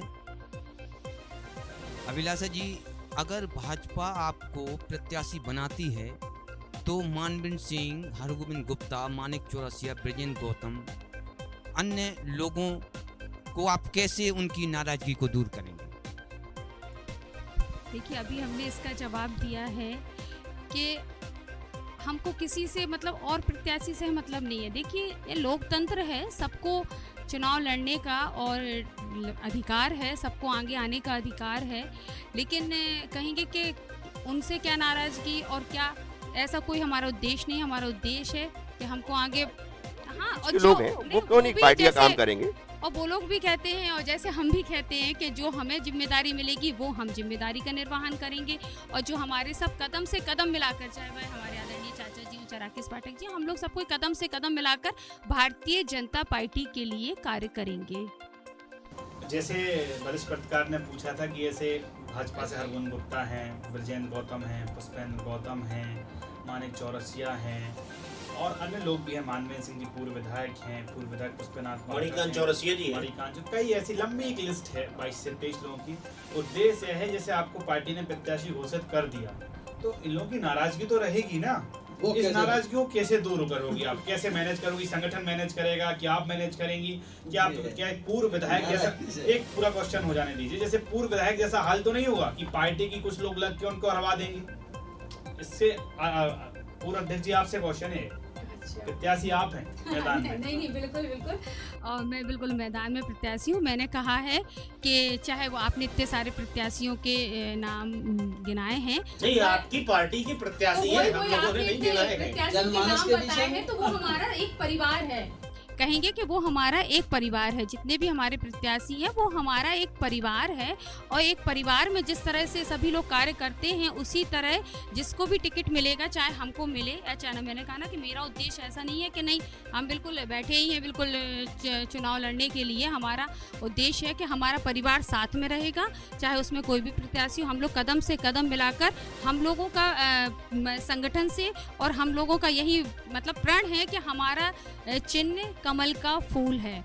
ना कि कोई प्रत्याशी है। हम लोगों का चिन्ह कमल का फूल है। मतलब शिवम जी, ये मान लिया जाए कि यदि अभिलाषा जी को टिकट मिलता है तो संगठन का ये दायित्व रहेगा कि वो जिनको टिकट नहीं मिला है उनको मनाए और फिर उनको एक बैनर के तले। बिल्कुल भाई साहब, नहीं, संगठन का दायित्व के अलावा व्यक्तिगत चूंकि कुछ गलतियां होती रहती है पिछले उसमें, तो ऐसा जो अभी हमको लगता है कि सभी प्रत्याशी एक साथ हैं, और जब चुनाव होते हैं तो कुछ परिस्थितियां विपरीत होती हैं, कुछ कारण होते हैं, वो अलग चीज होती है, लेकिन अभी वर्तमान में हमको लगता है कि सभी प्रत्याशी एक हैं और भाजपा के लिए काम करेंगे। ऐसा अभी से क्यों ऐसा सोच ले कि कोई विरोध करेगा? हो सकता है सब अच्छा काम करें। पिछले चुनाव में भारतीय जनता पार्टी ने 48 महाराजपुर को लूज किया था, हारा था, और उसमें बहुत बड़ी वजह एक यही रही थी कि आदरणीय मानवेंद्र सिंह जी जो लड़ रहे थे, ऐसा माना जाता है या माना जा रहा है कि काफी कुछ भारतीय जनता पार्टी के लोगों ने उनका समर्थन नहीं किया, विरोध किया। हो सकता है आपकी ओपिनियन हो, लेकिन हमको लगता है कि अधिकांश भाजपा ने उनका नहीं, ये मेरी ओपिनियन नहीं है, ये मेरी कोई व्यक्तिगत ओपिनियन मायने नहीं रखती है। हमको तो ऐसा लगता है कि भाजपा ने काम किया है। ऑन रिकॉर्ड कोई बोले ना बोले, पर ऑफ रिकॉर्ड सब यही बोलते हैं। आप भी इस सत्यता को जानते हैं धीरेन्द्र जी। देखिए सनातन जी, ये हमेशा पॉजिटिव रहना चाहिए। हो सकता है इस चुनाव में किसी को भी टिकट मिले, जरूरी नहीं कि अभिलाषा शिवहरे को टिकट मिले या किसी को मिले। हमारा ऐसा मानना है कि सभी प्रत्याशी उन कमल का फूल पे को विजय बनाने के लिए आगे इकट्ठे होंगे। कहीं कोई मतलब आपका मानना है कि जैसे काफी लंबे समय बाद नगरपालिका अध्यक्ष के पद पर भाजपा काबिज हुई थी, उसी तरीके से जो बैरियर कांग्रेस ने लगा दिया, तो उसको हटाने में अगर अभिलाषा जी को पार्टी प्रत्याशी बनाती है तो काबिज हो जाएगी। देखिए, हर चुनाव की परिस्थितियां अलग अलग होती है। नगर पालिका में भी शायद नौगांव के इतिहास में जनता द्वारा प्रथम भाजपा के अध्यक्ष थे और पर्याप्त वोट भी मिले थे। जब नगर पालिका जब विधानसभा चुनाव हुए थे, मेरा ऐसा हो सकता है मैं कोई गलत हूँ, तो नगर पालिका विधानसभा चुनाव में भी नौगांव में भाजपा करीब थोड़ी कांग्रेस से आगे ही थी। नहीं, भाजपा कांग्रेस यहाँ पे भाजपा हारी थी नौगांव से, नहीं, नौगांव टाउन से कांग्रेस ने बढ़त बनाई। किसमें? विधानसभा में कितना अंतर था? लगभग 3 से 4 हजार वोट नहीं। का। नहीं, आप इसका एनालिसिस कर अच्छा, हो सकते सकता हैं। है, फिर भी मेरा विचार है कि आप थोड़ा जगह सा से ही बढ़त कांग्रेस बना के चली थी और एंड के जो लास्ट पोलिंग नहीं, उसमें ही नतीजा निकल कर आया। नहीं, कोई ऐसी एक पोलिंग नहीं, भाजपा ने नहीं, अपना नहीं, प्रचंड नहीं, बहुमत एक लहरा मिनट, दिया एक हो। मिनट। नहीं, 14,000 जो आप थोड़ा सा आप भी इसका हो सकता है, मैं गलत हूँ, मैं किसी चीज को दोनता नहीं हूँ। और एक मिनट थोड़ा सा आप इसको एनालिसिस करिए। नौगांव शायद मेरे ख्याल से नहीं थी, वो अपन बाद में, मेरे पास आंकड़े नहीं है। हाँ, बहुत अंतर कम था। अंतर कम हो, लेकिन टाउन से ही भाजपा हाँ, हार गई, भाजपा जहाँ से। पे व्यापारी, जैसे भाजपा कहती है हमारे तो व्यापारी बड़े वोटर हैं। तो परिस्थितियां कुछ होती हैं, और इस बार हो सकता है कांग्रेस ने क्या है कि उस समय कुछ ऐसी मुद्दे कर दिए थे, तो जनता उनकी बहकावे में भी आ गई थी। ये कारण भी था, जैसे किसान कर्ज माफी वो नहीं कर पाए 1.5 कांग्रेस साल के में। तो फिर से वही मुद्दे हैं। तो अब जनता समझ चुकी है ना, ये 1.5 साल में वो करते रहे और फिर उन्होंने घोषणा कर दी। उसके बाद फिर वो कर्ज माफी पे आने लगे। 1.5 साल में कितने लोगों की करी? 1.5 साल में कांग्रेस ने कहा है ना कि जिसके 50,000 से कम थे, मैंने उसके लाखों, मतलब हजारों किसान के किए हैं। नहीं, ये तो सब धीरेन्द्र जी, नहीं, ये भाजपा के श्री राकेश पाठक जी बीएसपी से चुनाव लड़े थे, जी, और उन्हें 33,000 वोट मिले, जी। 3,000 वोट से भगोड़ा से आ गए। तो वो राकेश पाठक जी आपके साथ है, तो क्या से आप समझते हो राकेश पाठक किस रूप में लेते हैं? राकेश पाठक जी इस समय भाजपा के कार्यकर्ता है। भाजपा ने उनकी पत्नी को जनपद अध्यक्ष बनाया है, और निश्चित रूप से भाजपा के साथ काम करेंगे। एक बड़ा सवाल, सांसद प्रतिनिधि आपसे, आप काफी देर से पूर्व नगर पालिका अध्यक्ष का समर्थन कर रहे हैं, तो ऐसा है कि आपसे ये क्वेश्चन कर लिया जाए कि सांसद प्रतिनिधि आप काफी लंबे समय से बिल्कुल। केंद्रीय विद्यालय, लेकिन तरस रहा है क्लासों की। बिल्कुल, केंद्रीय विद्यालय के लिए आपको भी पता है, सब लोगों को पता है, नौगांव में क्या कोई भी अब आपको बताना है। बिल्कुल बिल्कुल पता बिल्कुल क्या है हमें तो पता, नहीं, बहुत कुछ है, नहीं, आपको नहीं, पता नहीं, है कि आपको- इस बार फिर क्यों वंचित रह गए बिल्कुल बच्चे। ठीक है ना। लेकिन चूंकि मैं आपको पता है कि कह रहा हूँ कि तो आप भी नगर के हैं और आप भी पत्रकार चीजों से जुड़े हुए हैं, बहुत सी चीजों की जानकारी आपको भी है। क्या है जो पहली बात थी केंद्र स्वीकृत कराना, उसके बाद कोई भी महत्वपूर्ण काम होता है उसको धरातल उतारने पे कितनी परेशानियां होती हैं, वो सार्वजनिक रूप से लोगों को पता नहीं रहती हैं। उनके जैसे सांसद निधि से उन्होंने अपना ये पॉलिटेक्निक में सांसद निधि से पूरा कंप्लीट हो चुका है, वहाँ की जितनी प्रोसेस थी वो पूरा हो चुका है। उसके बाद वहाँ से कई बार डिमांड की जाती है, ये कमियाँ, तो तत्कालीन कलेक्टर एसडीएम महोदय द्विवेदी जी ने भी बहुत प्रयास किया, तो उन चीज़ों को विधिवत खाना जो उनकी पूर्तियाँ रहती हैं वो पूर्तियाँ करते जाते हैं, और इस बार भी अब करीब करीब सभी पूर्तियाँ हो चुकी हैं। अब वो समय की बात है, और 1 हफ्ते में आ जाए और 15 दिन में आ जाए, क्या कि जो एक केंद्रीय विद्यालय बहुत बड़ी चीज़ है, और उनके नॉर्म्स होते हैं, वो बहुत बारीकी से इन चीज़ों का निरीक्षण करते हैं और ये करते हैं। जैसे उन्होंने ज़मीन का एक बार हम लोगों ने की मेहनत तय किया, ज़मीन दिखवाई, उनको कुछ पसंद नहीं आई, फिर उन्होंने दोबारा की। पॉलिटेक्निक में कक्ष में कुछ उन्होंने कमी देखी, उनको दोबारा अपने रेनोवेट करवाया। ऐसी बहुत छोटी छोटी चीज़ें रहती हैं जो शायद लोगों को पता नहीं लगती, लगता है कि कुछ हो नहीं रहा है, लेकिन जो उसके पीछे लगे हुए हैं, चाहे हमारे केंद्रीय मंत्री बीरेन्द्र जी हों या उनकी जो टीम है, वो इसमें निश्चित रूप से बहुत सक्रिय रहती है। अब वो कभी कभी कुछ कारण बन जाते हैं, नहीं हो पा रहा है, मंत्री जी ने इस चीज़ को बात में उठाया है, और हो सकता है एक या दो एक साथ में स्टार्ट हो जाए, हो सकता है अगस्त माह में भी आ जाए, मतलब अगस्त इसी साल बिल्कुल अगस्त। ऐसा पॉसिबिलिटी तो जताई जा रही है। अब कुछ कारण ऐसे, पिछली बार हम लोग सोच रहे थे भी जल्दी हो जाएगा, लेकिन उन्होंने शायद 1 या 2 फुट का कमरे का अंतर हो गया, क्योंकि बहुत जो टीम आती है केंद्रीय विद्यालय की, बहुत बारीकी से मुआयना करती है, और हम लोग उन चीज़ों को पूर्ति करें। हम अधिकारियों को भी धन्यवाद देना चाहते हैं, हमारे कलेक्टर महोदय को और तत्कालीन एसडीएम अपने द्विवेदी जी को भी, उन्होंने भी बहुत प्रयास किया। लेकिन क्या है कि जो उनका विद्यालय की टीम का मानना है कि हम विद्यालय एक बार खोल रहे, उसमें कोई भी कमी न रह जाए बच्चों के प्रति, इसलिए बहुत बारीकी से जांच होती है उसकी। मतलब धीरेन्द्र जी, एसएस मीडिया के थ्रू हम जनता को ये आश्वासन दे सकते हैं, चलिए ये सत्र तो शुरू हो गया, अगले वर्ष से केंद्रीय विद्यालय मिल जाएगा? नहीं, देखिए साहब, हो सकता है इसी सत्र से मिल जाए, ये चूंकि हम लोगों को पता नहीं रहता, जो वो जानकारी मांगते हैं उनके लिए हम पूरी पूर्तियां करते हैं। हो सकता है कोई नई उनको मांगा जाए तो पूरी करना पड़ेगी, लेकिन सत्र तो स्टार्ट होना ही है किसी भी समय, मतलब कोई भी दिन हो सकता है आधे ज्यादा इस कंडीशन में आज की स्थिति में। केंद्रीय विद्यालय बिल्कुल मतलब किसी भी दिन आ जल्द सकता ही है, जल्द शुरू हो जाएगा, बिल्कुल। क्योंकि ये जो केंद्रीय विद्यालय की ये जो मांग है, और मतलब ये कहना चाहिए जो उपहार है, ये बहुत बड़ी सौगात है, बिल्कुल इसमें कोई दो राय नहीं। अब उसमें लगता है लोगों को कुछ कर नहीं रही, लेकिन उसके पीछे जो टीम काम करती है उनको पता रहता है कि दिन रात कितनी मेहनत से की जाता है काम। आप लोगों ने भी फोटोग्राफ से देख लोगे तो 45 डिग्री टेम्परेचर में भी हम लोग खड़े रहे। दूसरा, हमारे एसएस महोदय इसके प्रभारी जी ने बताया, शिवम भाई ने हमारे अभिलाषा, चूंकि देखो एक महिला है, आप 4 लोग हैं, हम 2 लोग हैं, तो दोनों को एक दूसरे को साथ दे के ही आप लोगों से, भाई इतने मूर्धन्य लोग हैं आप नहीं, लोग, ऐसा तो क्या? मूर्धन्य लोगों से सामना करने के लिए पति पत्नी समझ लो कि दोनों एक पाई 2 पहलू होते हैं, तो पति इसलिए पत्नी एक ही यूनिट होती है। यूनिट तो मेहनत करके काम करना पड़ेगा, क्योंकि हमारे सामने जो बैठे हुए इस समय वो नगर के क्षेत्र के अच्छे लोगों को पसीना छूट जाते हैं, तो हम लोग तो अभी बहुत छोटे ही है। नहीं, चलिए, अब आपका ये बड़प्पन है कि आप लोगों ने हमको इतना सम्मान दिया। अगला सवाल मेरा लगभग शिवम जी दोनों लोगों से, विधानसभा प्रत्याशी अभिलाषा जी से भी है और सांसद प्रतिनिधि धीरेन्द्र जी से भी है। अब आप लोग चाहे दोनों लोग जवाब दे लें, चाहे कोई भी जवाब दे ले, आपके लिए सरल होगा। 5 अगस्त को मुख्यमंत्री आदरणीय शिवराज सिंह जी नौगांव आते हैं। वो नौगांव को 3 घोषणाएं देते हैं, पर लगभग वो घोषणाएं नगर की जनता भी जानती है, पहले से सबको विदित होती हैं। बस स्टैंड काफी दिन से चल रहा है। एक उन्होंने एक अस्पताल का उन्नयन करने की बात कही थी, उसमें केवल बात इतनी है कि जनता को पता था कि 50 बेड का बिस्तर वाला अस्पताल खुल रहा है। उन्होंने शायद शिवम जी उसको बढ़ा के 100 कर दिया था।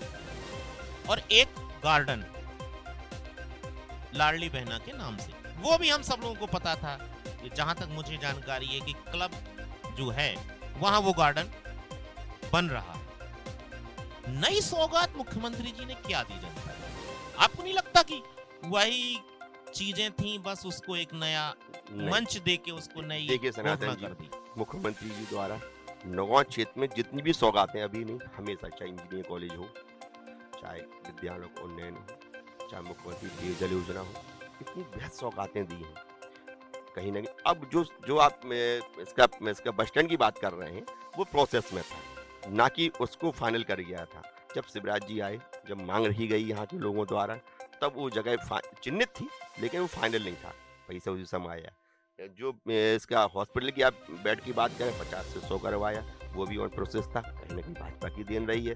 लाडली बहना पार्क में नौगांव के माइक वैश पत्रकार हैं, वो इसके पीछे उनका उद्देश्य था कि वहाँ स्टार्ट हो। और हमारे कार्यकाल में भी एक छाती हम लोगों ने, तो वहाँ पर हम लोगों ने इसका इस हिसाब से वहाँ पर मॉडर्न पार्क बनवाया, वहाँ पर ओपन जिम लगवाया था। और उसमें लाडली बहना के लिए भी उन्होंने कहा कि नहीं सौगात, निश्चित रूप से और भी सौगातें मिलेंगी, क्योंकि जनप्रतिनिधियों ने जितना काम उनको बताया उन्होंने किया। होता क्या है, एक उदाहरण और हम आपको दे रहे हैं कि जब हम लोग नगरपालिका अध्यक्ष थे तो हमारे 20 पार्षद थे। पार्षद लड़ना अच्छी बात होती, मांग करना अच्छी बात होती। जो पार्षद ज़्यादा एक्टिव होता था वो निश्चित रूप से काम हम सबके बराबर करते थे, लेकिन वो थोड़ा जल्दी और काम में गति लाते थे। इसी प्रकार की जनप्रतिनिधियां जितनी उन्होंने मांग की वो की, और आगे जनप्रतिनिधियां मांग करेंगे, जनप्रतिनिधि लोग वो भी आगे काम पूरी होगी। भाजपा ने कहा नहीं दी नौगांव को दी। मतलब नौगांव का अस्पताल छतरपुर जिले का मेडिकल कॉलेज बनकर तो नहीं रह जाएगा, पर इतना जानना चाहते हैं? नहीं, फिर मैं आपसे बात कर रहा हूँ कि जनप्रतिनिधियों का भी बहुत दायित्व होता है, तो उस पर ध्यान देने का आप जैसे बुद्धिजीवियों का भी दायित्व रहता है। तो अपन इसको नहीं रहने देंगे ना भाई। वो तो मुख्यमंत्री जी ने अपन को सौगात दी है, कैसे उसको चलाना है, कैसे उसका हमारा भी दायित्व बनता है कि हम उसमें कैसे सक्रिय रहें, कैसे उस पर सजगता रखें, हम लोग क्या देखें, कमियां उनको दूर करें। आप लोग जैसे हमारे जित्तू भाई कलम के माध्यम से उठाते थे, फिर अपन उठाएंगे, आदमी अधिकारी सुधरेंगे, दोनों ही अच्छा लगेगा। अच्छा, मुख्यमंत्री जी ने एक सौगात दी, इंजीनियरिंग कॉलेज में 2 नई ब्रांचेस उन्होंने खोली, पर इंजीनियरिंग कॉलेज की छात्र संख्या से वो अवगत नहीं हुए क्या? और वहां पर वर्तमान में स्टाफ कितना है? मतलब आपने 2 नई ब्रांचेस खोल दी, निश्चित रूप से अच्छी बात है, पर वर्तमान जो 2 ब्रांचेस चल रही हैं और वहां पे कितना स्टाफ? एक इसी कड़ी में मैं और सवाल जोड़ना चाहता हूं धीरेन्द्र जी और अभिलाषा जी। बापू डिग्री कॉलेज में वर्तमान में लगभग 6000 छात्र हैं और स्टाफ 13 है। अब 13 स्टाफ के अनुपात में 6000 छात्र, क्या किसी भी जनप्रतिनिधि ने, भारतीय जनता पार्टी की प्रत्याशियों की जो लंबी सूची, ये विषय मुख्यमंत्री जी के सामने नहीं रखा? देखिए 2 चीजें, 13 के अलावा एडॉक पे भी लिए गए, बात है ना, बाकी एडॉक पे। दूसरी चीज 23 मान लेते हैं संतोष भाई साहब, ठीक है। दूसरी चीज बात रही जनपद, पहले तो जब हम अपने दायित्व पे थे हमने इतना प्रयास किया नगर पालिका अध्यक्ष के नाते, क्योंकि हमारे कार्य क्षेत्र में नहीं था, फिर भी अपन ने प्रयास किया। अभी प्रदेश कार्य समिति या सांसद में आते अपनी बात उठाते हैं, तो इसमें समय समय पर सफलता भी मिलती है। और वर्तमान जनप्रतिनिधियों को भी सब लोगों को ताकत से उठाना चाहिए, उठाते भी हैं, और कहीं ना कहीं सफलता भी मिलती है। कुछ कमियां रह जाती हैं, उनको दूर भी करते हैं। क्या होता है, कोई अपन ने बिल्डिंग बनाई, सबसे पहले तो अपनी बिल्डिंग बनी ना, उसमें कमियां होती हैं फिनिशिंग में, धीरे धीरे दूर होती है, और उनको दूर करना भी चाहिए, वो करते भी समय समय पर। बड़ी चीज तो ये रहती है कि बिल्डिंग बनी, अब बिल्डिंग ही ना बनाए उसके पहले जब कुछ करेंगे नहीं तो कमी क्या रहेगी। जी, धन्यवाद धीरेन जी, अभिलाषा जी। और अगला प्रश्न हमारे वरिष्ठ पत्रकार जितेंद्र शर्मा जी। जी धीरेन जी, अभी आपने कहा है कि जो ऋण माफ़ी की बात आपने की है कि ऋण माफ़ी नहीं हुई है, और इस बार फिर से मुद्दा है ऋण माफ़ी का। आपके जो भाजपा के कृषि मंत्री हैं, उन्होंने विधानसभा में साफ स्वीकार किया है कि कई लाख किसानों का कर्जा माफ किया है। नहीं, ये फिर उस समय पूरा उन्होंने, उसके बाद उन्होंने क्लेरिफिकेशन भी दिया था कि पूरा जो मीडिया में खबर चली थी, उन्होंने जवाब दिया था कितने लोगों की उन्होंने माफी के लिए बोला था, और कितने लोगों का फिर ऋण बाकी निकला सोसाइटियों पे। आज किसान क्यों डिफाल्टर हो गए? अधिकांश किसान जिनको किसान ऋण माफी की थी, तो उन किसानों को डिफाल्टर तो नहीं होना चाहिए ना। आज उनके माननीय शिवराज जी ने उनका जो ब्याज था वो माफ किया। और दूसरी चीजें सबसे बड़ी तो हम ये बताए ना भाजपा सरकार ने कि भाजपा कभी ये काम ही नहीं कर रहे कि ऋण माफी। हम तो आज किसान सम्मान निधि दे रहे हैं ना, 6,000 रुपये माननीय मोदी जी दे रहे हैं, और 4 से 6 माननीय शिवराज जी ने कर दिया। तो हम तो स्वावलंबी बना रहे किसान को, जितना उनकी आवश्यकता होती है वो 12,000 रुपये साल तो दे रहे हैं ना। इससे अच्छा क्या हो सकता है कि हम ऋण माफ करें? उससे अच्छा उनको सम्मान के साथ उनको हम वो दें। अगर 5 साल में कर्ज माफी होती है तो 50,000, हम लोग तो 60,000 रुपये 5 साल में मिलेंगे ना आपको। अच्छा, आपके लिए एक सवाल और है हमारा, जैसे अभी चुनाव नज़दीक है और अभी 18-19 वर्ष से भाजपा की सरकार है, तो क्या ये 19 वर्ष की एंटी इनकम्बेंसी से कैसे निपटेंगे? कैसे पार्टी इस पर निपटेगी इससे? देखिए, जब कोई ये एंटी इनकम्बेंसी माने नहीं, प्रो इनकम्बेंसी है। मान लो ये जनता, आप पिछली चुनाव में भी देखें तो भाजपा और कांग्रेस में वोटों का अंतर नहीं रहा, भाजपा प्लस ही में रही, ठीक है ना। तो कहीं ना कहीं लोगों की अपेक्षाएं होती हैं, बहुत सारी अपेक्षाएं पूरी नहीं हो पाती, करते भी है, लेकिन जब पब्लिक वोट डालने जाती है, भाजपा की रीति नीति देखती है, गुंडागिर्दी कितनी समाप्त हो जाती है, राष्ट्रवाद कितना अपने उस पर देश हित पे काम करता है, विकास काम आप देखिए, बीमारू राज्य से माननीय स्वराज जी ने विकसित श्रेणी में मध्य प्रदेश खड़ा कर दिया। तो इन सब मुद्दों को सोच के जाती है पब्लिक, और कहीं होती तो पिछले चुनाव, अभी किसी चुनाव में दिखाई नहीं दी। जी, आपसे अगला क्वेश्चन नगर पालिका अध्यक्ष जी काफी देर से शांत हैं, तो उनसे है। शांत इसलिए कि भाई भाजपा की बुराई कर रहे हैं, ऐसा लग रहा है कि जैसे भाजपा को लेके बुराई ही लेके बैठे हैं। आदरणीय मोदी जी, आदरणीय शिवराज जी का आप लोगों को इतनी उनकी योजनाएं हैं, और इनका विदेश है कि आज विदेशों तक आदरणीय मोदी जी ने नाम किया है, वो ना देख के आप लोग सवाल सरकार से ही होता है, सवाल सरकार से ही होता है। चलिए, उसका होना भी चाहिए। चलिए आपके पक्ष का पूछ लेते हैं। नहीं, क्या अभिलाषा शेवरे को सबसे अधिक मतदाता वाले शहर की बेटी होने का फायदा मिलेगा? ये तो आपसे ही पूछ लिया, अब तो जो भाजपा का हो गया। ऐसी बात नहीं है, सवाल पूछना आप लोगों का अधिकार है, जवाब देना हमारा फर्ज बनता है, चूँकि जनप्रतिनिधि भी हैं और आपकी कहेंगे कि बेटी बहू के रूप में है, तो आप लोग निश्चित सवाल पूछ सकते हैं। क्या बेटी बहू का फायदा मिलेगा अगर आपको पार्टी? देखिए, मैं इसको मानती हूँ क्योंकि मेरा सौभाग्य है, और कि मैं अपने एक बात और आपको बता दूं कि नगर जो हमारी विधानसभा क्षेत्र का नगर हरपालपुर भी है। हरपालपुर में मेरा जन्म हुआ है, और लगभग कहेंगे कि 4th क्लास तक हम अपने पीछे गायत्री मंदिर जो हमारे स्कूल था वहाँ पर हमारी पढ़ाई शिक्षा दीक्षा हुई है। उसके बाद पापा के व्यवसाय के कारण हम नगर नौगांव में आ गए, तो हमारी कहेंगे कि शिक्षा दीक्षा बाकी की हमारे नगर नौगांव में हुई है। यहीं पे मेरा मतलब पढ़ाई हुई है, अपने आगे का जीवन हुआ, और यहीं पे हमारा विवाह हो गया हैगा। तो इस चीज़ को मैं अपना मानूंगी प्लस पॉइंट, क्योंकि जब मैं जी इस लिहाज से मैं तो आपको जोड़ूं तो आप भाजपा की प्रत्याशी में सबसे प्रबल प्रत्याशी हो गई। भाई, हरपालपुर एक नगर पंचायत है, उसमें भी आपका जन्म हुआ, 4 कक्षा तक पढ़ी जी बिल्कुल। और नौगांव की, वैसे हम सब तो यही जानते थे कि आप नौगांव की बेटी हैं और नौगांव की बहू भी हैं। अब हरपालपुर भी आया, तो लगभग 50% विधानसभा तो आपने वैसे ही कवर कर लिया। नहीं, देखिएगा, आपने जो क्वेश्चन किया है बेटी का, तो वो बताना मेरा फर्ज बनता है।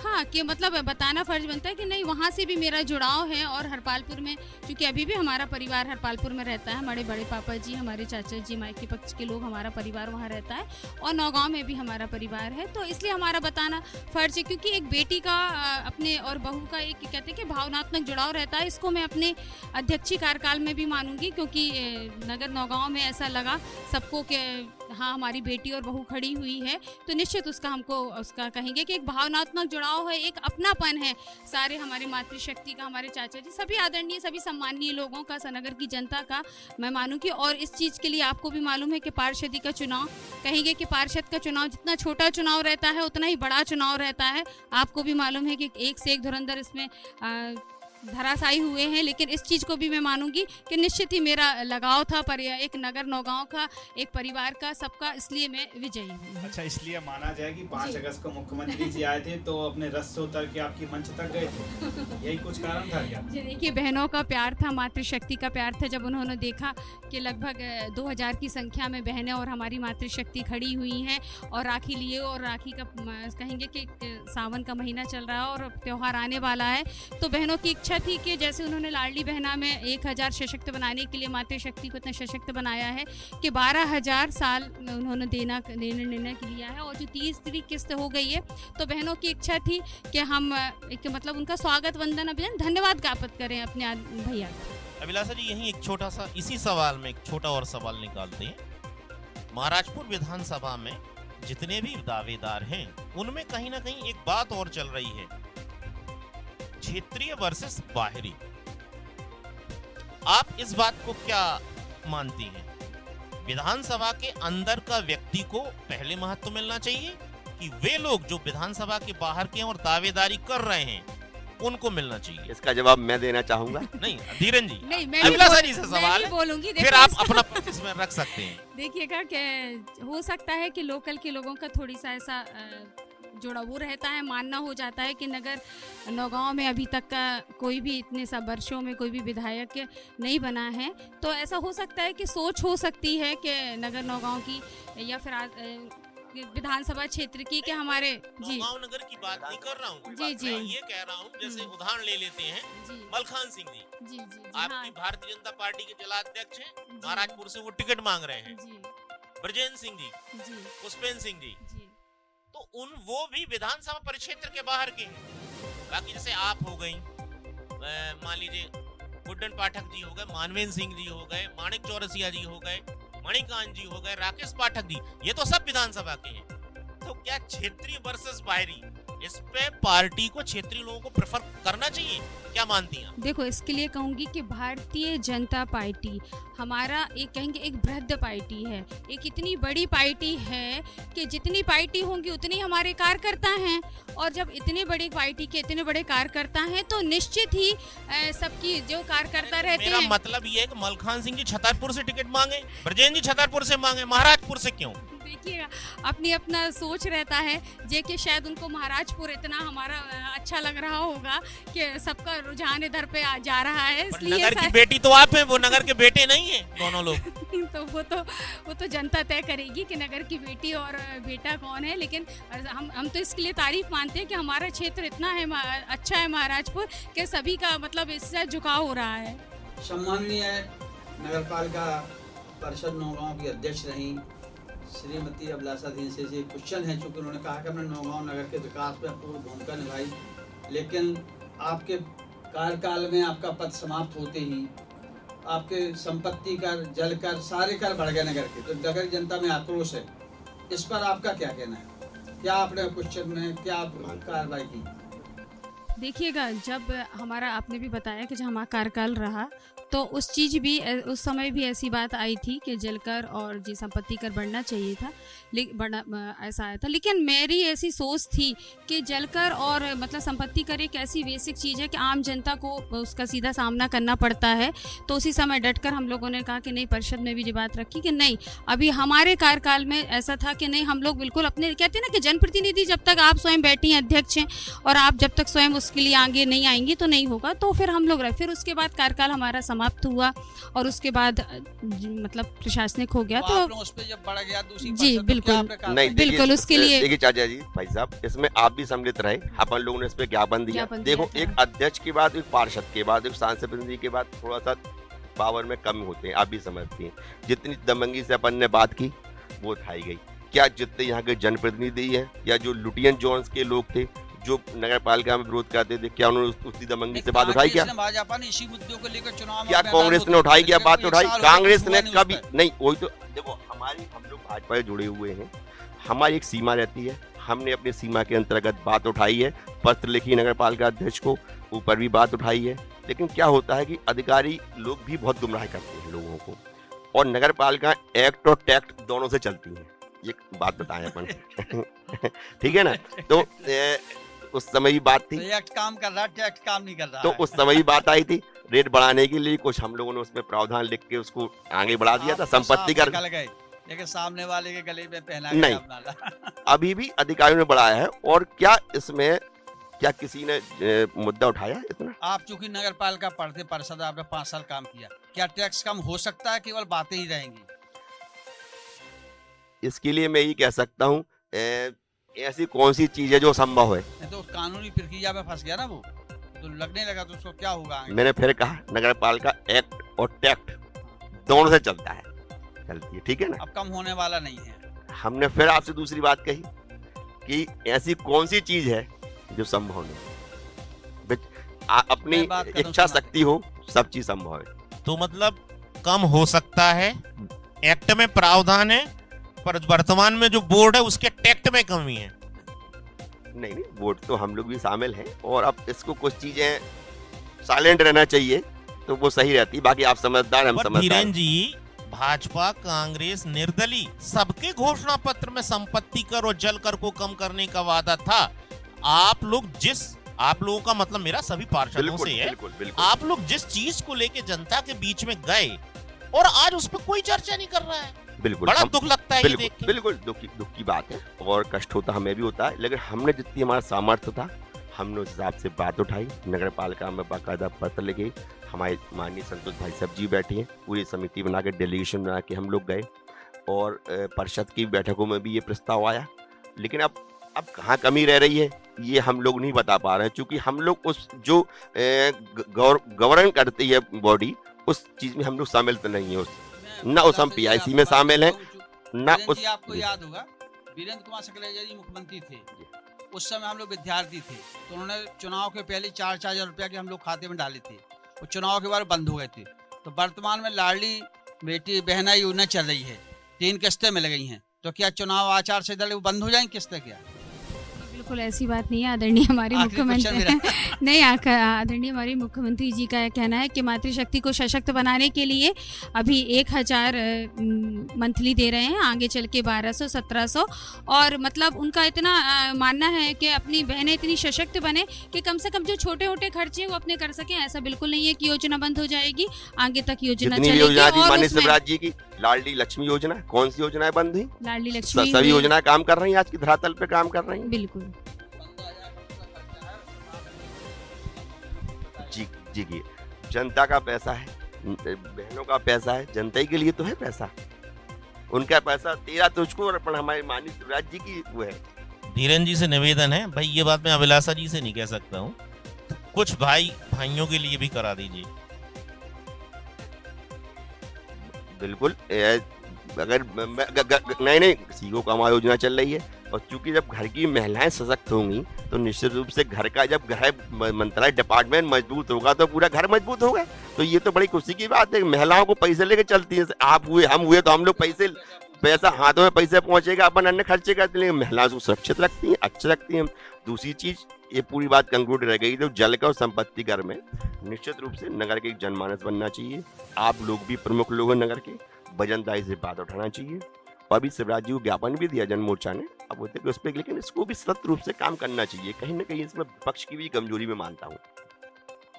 बिल्कुल धीरेन जी, मेरा अगला सवाल आपसे है एज ए सांसद प्रतिनिधि। बिल्कुल हमारे सांसद महोदय जो केंद्रीय मंत्री भी हैं, इसमें कोई दो राय नहीं, सरल हैं, सहज हैं, मिलनसार हैं। बिल्कुल। पर जनता उन पर निष्क्रियता का ठप्पा क्यों लगाती है? देखिए, दो चीज होती हैं, आपने सहज सरल और जब ये कह रहे हैं तो निश्चितता कैसे हो सकती है, मिलनसार। आपने अभी 3 शब्द कहे ना, तो आपकी बात में ही उसका उत्तर मिल गया। नहीं नहीं, मेरी बात में उत्तर नहीं है। सरल है, सहज है, मिलनसार है। निष्क्रियता का मतलब आखिर केंद्रीय मंत्री रहते हुए टीकमगढ़ लोकसभा क्षेत्र में कौन से ऐसी रोजगार की इकाइयां स्थापित की? बुंदेलखंड पलायन से जूझता है, ऐसे कौन से रोजगार डेवलप करवाए? बिल्कुल। कौन से ऐसे, भाई अभी हम मान लेते हैं कि केंद्रीय विद्यालय में उनका योगदान है, लेकिन अभी वो खुला नहीं है। इसके पहले, और आपको याद होगा कि शायद ऐसा मुझे जानकारी है कि एक बार, पिछली बार तो उनकी जो निधि होती है वो भी लैप्स हो गई थी। बिल्कुल, निधि का लैप्स होना ये निष्क्रियता को दर्शित नहीं करता नहीं है? नहीं, अब ये चूंकि मीडिया में आधी अधूरी बातें आती हैं। लैप्स निधि नहीं हुई थी। क्या होता है, जैसे किसी काम के लिए पत्र लिखा जाता है और बहुत से काम, ऐसा कोई भी वर्ष नहीं रहा जिन्होंने अपनी निधि उन्होंने पूरे काम प्रस्तावित ना किए हों। होता क्या है, कभी कभी किसी ग्राम पंचायत में या किसी कारण से वो काम नहीं हो पाती हैं, रुक जाते हैं, इसलिए वो निधि उस जगह नहीं पहुंचती है, इसलिए ये पेपर में आधी अधूरी बात आती है। अगर उनका पूरा विश्लेषण किया जाए तो ऐसी कोई भी साल नहीं रही है जहां उन्होंने पूरे पैसे को खर्च ना किया हो। पत्र लिखा जाता है, उसका तरीका होता है ASTS, उसके बाद चलिए कुछ मोटी मोटी चीजें आप गिना दीजिए। जी, इंजीनियरिंग कॉलेज में उनका सहयोग रहा। आपका जो 4 लेन हाईवे निकला हुआ है, केंद्रीय मंत्री और सांसद के नाते उनमें योगदान रहा कि अपन झांसी कितनी देर पहुंचते थे। आज जितनी भी, अब श्रेय तो देखो सबको ले सकता है और निश्चित रूप से सब जनप्रतिनिधियों का इसमें सहयोग रहता है, चाहे इंजीनियरिंग कॉलेज हो, चाहे बापू डिग्री शासकीय किए जाने के काम हो, बेटी आप गांव में जाइए, एक तो बड़े काम आपको गिना दे, बरेठी वाला जो वहाँ चल रहा है, उसमें इंजीनियरिंग कॉलेज स्टेट गवर्नमेंट, बापू डिग्री कॉलेज स्टेट गवर्नमेंट, वो उसमें नहीं, एक सांसद के नाते, नहीं सांसद के नाते इसमें भी उनका योगदान रहता है। बाकायदा बहुत सी समस्याओं के लिए जब हमारे आदरणीय रावत जी सर थे और सर लोग भी थे, तो जब भी मांग की जाती है तो हम लोग उसके पूरे करते थे, क्योंकि हम भी वहाँ के स्टूडेंट रहे हैं। हो सकता है किसी का कम योगदान हो, किसी का ज़्यादा योगदान हो, लेकिन योगदान सभी का रहता है, हर जनप्रतिनिधि का रहता है। और ऐसे बहुत से काम थे, अगर आप हमको ये बता दें सांसद तो पूरा काम निकाल के मैं आपके सामने प्रस्तुत करता। और ये बहुत अच्छी लगता है कि आप लोग इस चीज़ को क्वेश्चन पूछते हैं, अच्छी चीज़ है, इसमें कहीं कोई बुराई वाली बात नहीं। आपने चूंकि पहले से आप हमको इतने से कह रहे थे हम डायरेक्ट लेंगे, लेकिन तो ऐसी कहीं भी 1% बात नहीं है।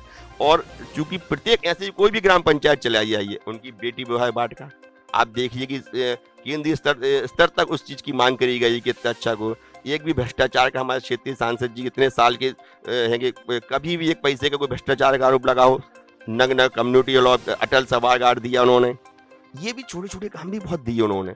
और अभी भी बहुत सी ऐसी योजनाएं हैं जो धरातल पे आएंगी। कार्यक्रम बड़ा लंबा हो रहा है, इसलिए इसको जल्दी से करके 2-4 क्वेश्चन और करके समाप्त करेंगे।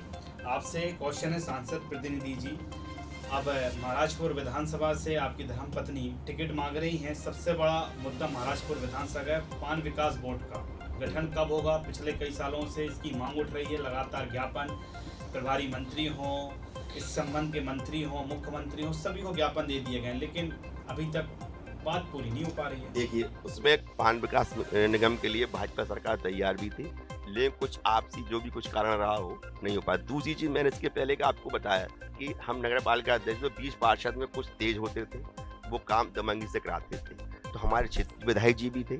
जरूरी नहीं कि भाजपा कांग्रेस में उसको, तो ये विकास का कार्य है, इसमें उनको आगे आना चाहिए था, करना चाहिए था। हम लोग जैसे और भी जनप्रतिनिधि आगे होते हैं तो उसको भी कराएंगे। हो सकता है चुनाव के पहले ये सौगात मिल जाए।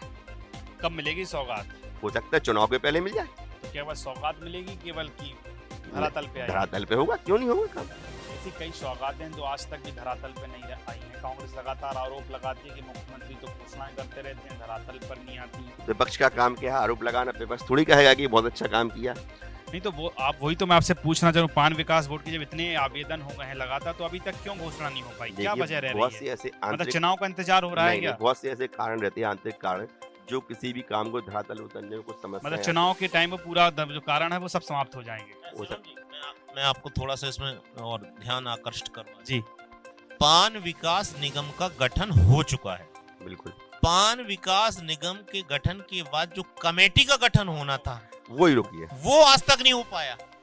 ये गठन तो काफी पहले हो गया था, पर समिति नहीं सर गवर्नमेंट बना पाई। ये हो सकता है चुनाव के पहले बन जाए, कुछ कारण रहते हैं। अच्छा, और महाराजपुर में आईटी कॉलेज, ये भी चुनाव के पहले? अब ये किस हिसाब से, चूंकि इन चीजों का जवाब देने के लिए बहुत बड़ा हम लोग इस स्तर पे नहीं है कि हम जवाब दे पाए। विधानसभा चुनाव में आप कूद गए हैं? नहीं, विधानसभा चुनाव में नहीं, अब ठीक है ना। आप महाराजपुर जाएंगे तो वहाँ ITI की मांग है। बिल्कुल, अब बात सुनिए ना, मतलब क्यों नहीं हुआ इसका जवाब देने। अब हम जनप्रतिनिधि जैसे मान लो ऊपर वाले ने या जनता ने या पार्टी ने हमको चुना है, तो उसको हम तत्काल पूरा करवाएंगे और पूरी ताकत से करेंगे काम।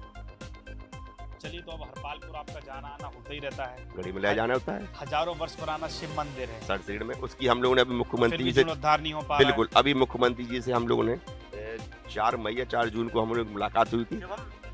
एक बात मैं जोड़ना चाहूंगा, किसी भी पार्टी का कोई भी राजनेता हो, अपनी राजनीतिक शुरुआत जो करता है वो सरसेड़ के शिव मंदिर पे माथा टेक के करता है। कांग्रेस भाजपा सब इसमें आ गई। समापन ज्यादातर लोग चरण पादुका में करते हैं, ठीक है, पर न चरण पादुका को वो सम्मान मिला जिसका वो हकदार है, और न सरसेड़ के शिव मंदिर का उद्धार हुआ। सरसेड़ का उद्धार कुछ हुआ है, और अभी हम लोगों ने वही आपसे बता रहा था कि अभी सीएम साहब से हम लोग की मुलाकात हुई थी कार्यक्रम में, सार्वजनिक कार्यक्रम में, तो सर हम लोगों की बात रखी थी कि सरसेड़ का जितना इसका और धवेला के लेके भी हम लोगों ने बात रखी थी कि और भी जितना अपना पर्यटन विकास के हिसाब से जितना उसको मानचित्र बना वो कहीं ना कहीं कमी रही है। तो सांसद निधि से करा दीजिए, सब मुख्यमंत्री निधि से ही होगा। सांसद निधि से बहुत सा सरसेड़ में हर जगह चौपाल का शिव मंदिर की बात चल रही है भाई। देखो, सांसद निधि क्या होता है कि एक सीमित सांसद निधि होती है जिनको उनको 8 विधानसभा में बांटना पड़ती है, ठीक है ना। और इसको लेके अभी कुछ सरसेड़ में काम भी हुआ और आपने अभी संज्ञान में लिया, सरसेड़ में काम भी किया गया है कुछ सांसद निधि। वो पूरा एग्जैक्ट आपको बता नहीं पा रहा हूँ, आपको पहले बताते तो हम पूरी विधानसभा वाइज आपका पूरा काम। क्वेश्चन बताते फिर आप नहीं, ये नहीं क्वेश्चन नहीं, आप हमको आंकड़े दे सकते थे। आंकड़े तो आपको ला के रखना चाहिए ना। नहीं, देखो चूंकि मैं कहीं भी कुछ जवाब आपको नहीं, सांसद निधि का आंकड़े, चूंकि सांसद जी से आपकी विधानसभा तक के तो आपको आंकड़े होने नहीं, तो अब जिस सांसद निधि का आंकड़ा तो हम चूंकि पूरी तरीके से, देखो हमारे पास आंकड़ा है, सांसद प्रतिनिधि है, सांसद प्रतिनिधि में नौगांव को हम। दूसरी चीज, सांसद प्रतिनिधि के आंकड़े हमको फुल एंड बिल्कुल करेक्ट देना चाहिए। हमारे पास आंकड़े हैं, लेकिन हो सकता है हमको अंदाज नहीं बताना चाहिए, उसमें एग्जैक्ट ही बताना चाहिए। कहीं विधायक जैसा तो नहीं होगा कि जैसे विधायक जी ने सरसेड़ में शिव मंदिर में जो गेट का द्वार बनवाया है वो पतला सा बनवाया है, कम पैसे का बनवाया, अपना द्वार उन्होंने अच्छा बनवाया है, ऐसा तो नहीं हो जाएगा। सांसद निधि के कौन से कार्य हैं जो बेकार है, और किसी काम में अगर उनको गुणवत्ता कमी पाई जाती है तो तत्काल वो रोक देते हैं काम को, और ऐसी हो सकता है किसी से कमी पाई जाती है तो वो बाकायदा निरीक्षण करते हैं उन चीजों का, उनके लोग जो टीम है वो निरीक्षण करती है और उसका पेमेंट रोक के उसको सुधार करवाया। शिव मंदिर का जीर्णोद्धार और चरण पादुका का जीर्णोद्धार कब हो जाएगा? कब हम मांगे रखी आपने इसकी हमने मांग रखी है, सीएम साहब से अभी गए थे हमने चरण पादुका की, चूंकि ऑलरेडी वहाँ पर प्रशासन भी जाता है और काम भी होते हैं, ऐसा नहीं है कि वहाँ थोड़ा बाउंड्री वॉल फिर जनप्रतिनिधियों की कमी रही। हम तो आरोप लगाते हैं ना सीधा जो रहे चाहे कोई भी हो, हम लोग आश्वासन नहीं दे रहे हैं। अगर मौका मिलता है तो आप आज हमको डेट नोट कर लीजिए, 1 साल के भीतर ये सब चीजें आपको मिलेंगी। देखिए, नगर में मौका मिला तो नगर में करके दिखाया, यदि विधानसभा में मौका मिलेगा तो निश्चित विधानसभा में भी हम अपना पूरा खरा प्रयास करेंगे। तो इसलिए सारी कमियां भी रखी हैं, अगर टिकट मिला तो ठीक है कर देंगे, और नहीं मिलेगा तो नहीं प्रयास, देखो जिस पद पे रहेंगे, जिस जिम्मेदारी पे रहेंगे उसमें ताकत रहेगी उतना काम करेंगे।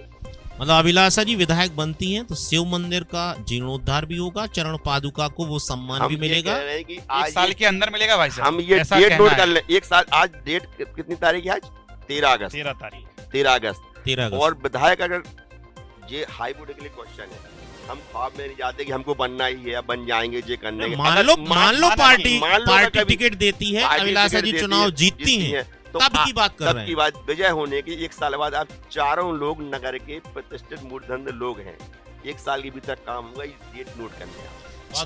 बहुत धन्यवाद। एक आपसे अंतिम क्वेश्चन रहेगा, हरपालपुर की सबसे बड़ी समस्या है ओवरब्रिज, इसका कब निर्माण? ओवरब्रिज, अब ये तो आप चलो बहुत अच्छा आपने याद दिला दिया, ये सांसद निधि द्वारा इसको घोषणा हो गई है और काम भी नितिन गडकरी जी ने घोषणा कर गए हैं, वहाँ के लिए हरपालपुर कितनी भी मांग करी गई। मतलब काम कब शुरू होगा? हम चूंकि उसकी इसका भूमि पूजन करा देंगे आप?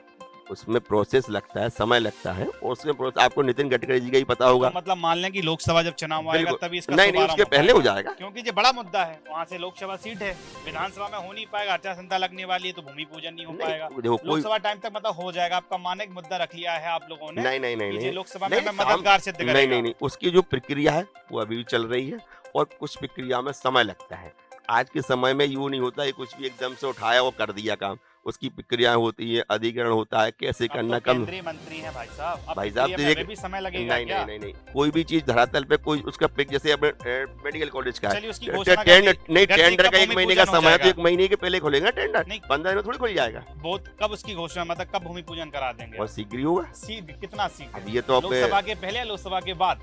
हो सकता है लोकसभा विधानसभा बाद के क्यों? पहले तो नहीं हो जाएगा? हो इसी सकता है मंथ- हो सकता है विधानसभा के पहले हो जाए। अच्छा, एक बड़ा मुद्दा मतलब सेफ जोन में लेके चल रहे हो आप। नहीं, सिर्फ जोन में प्रक्रिया में पहले ही काम कर दिया था उसको। माननीय हमारे केंद्रीय मंत्री बीरेन्द्र जी के, आप देखिए कितना काम किया उन्होंने।